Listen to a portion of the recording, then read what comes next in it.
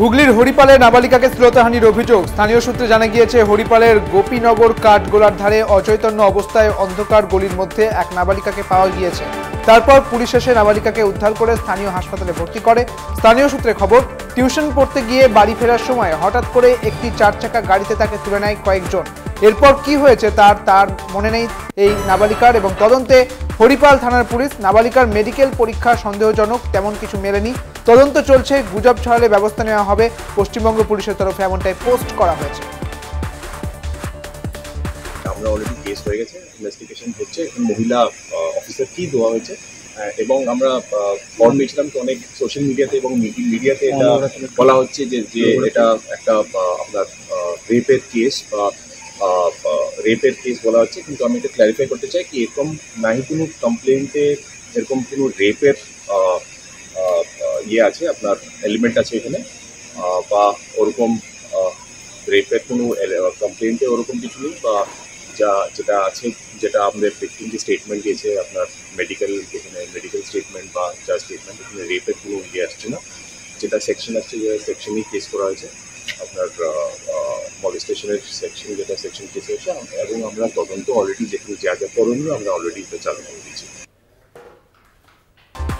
দশম শ্রেণীর ছাত্রী শ্লীলতাহানির অভিযোগ কুলতলিতেও। দুর্ঘটনার পরে পুলিশ জালে 2 অভিযুক্ত, এবং অভিযোগ গৃহ শিক্ষকের বাড়ি থেকে ফিরছিলেন দশম শ্রেণীর ওই ছাত্রী।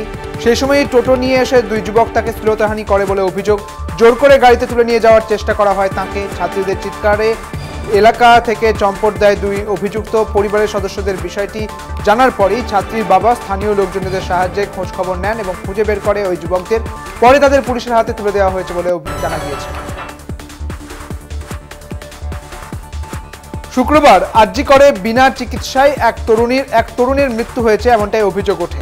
আন্দোলনকারীদের কর্মবিরতির জেরে এভাবে তাঁর ছেলেকে বিনা চিকিৎসায় মরে যেতে হলো বলে অভিযোগ মৃতের মায়ের।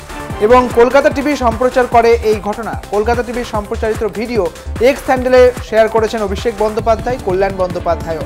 এবং এক্স হ্যান্ডেলে তিনি লিখেছেন, কোন্নগরের একটি অল্প বয়সী ছেলে একটি সড়ক দুর্ঘটনায় প্রাণ হারিয়েছে। বিনা চিকিৎসায় 3 ঘন্টা রক্তক্ষরণ হয়। যদিও জুনিয়র ডাক্তারদের দাবি ন্যায্য এবং বৈধ, আমি তাদের এমনভাবে প্রতিবাদ করার আহ্বান জানাই যাতে অত্যাবশ্যকীয় চিকিৎসা পরিষেবা ব্যাহত না হয় এবং প্রতিরোধযোগ্য অবহেলার কারণে মৃত্যুর অনুমতি দেওয়া অপরাধযোগ্য হত্যাকাণ্ডের সমতুল্য।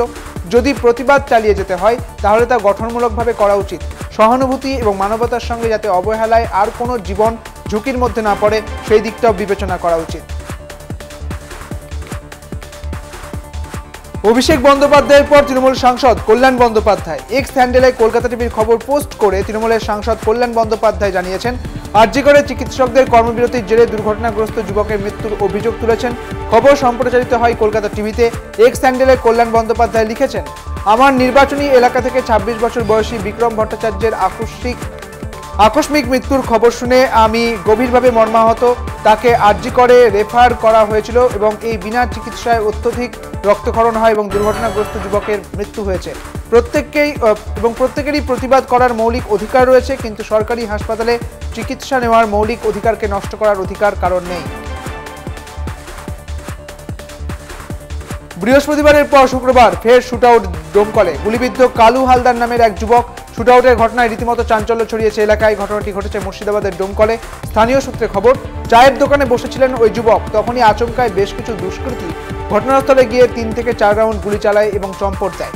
দুষ্কৃতীদের মধ্যে ছিল টিপু এবং সালাম মণ্ডল নামে 2 ব্যক্তি এবং এখনও অধরা দুষ্কৃতীরা, এবং রাজনৈতিক হিংসা নাকি পারিবারিক কারণে এই গুলি চালানোর ঘটনা ঘটল, তদন্তে পুলিশ।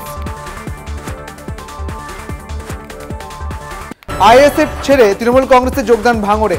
দক্ষিণ 24 পরগনার ভাঙড় 2 নম্বর ব্লকের ভগবানপুর অঞ্চলের সাতুলিয়া গ্রামের 3টি বুথ থেকে প্রায় 150 থেকে 200 জন আইএসএফ কর্মী তৃণমূল কংগ্রেসে যোগদান করেন। তৃণমূলের নেতা তথা পঞ্চায়েত সমিতির ভূমি কর্মাধ্যক্ষ খায়রুল ইসলামের হাত ধরে তৃণমূল কংগ্রেসে যোগদান তাঁদের।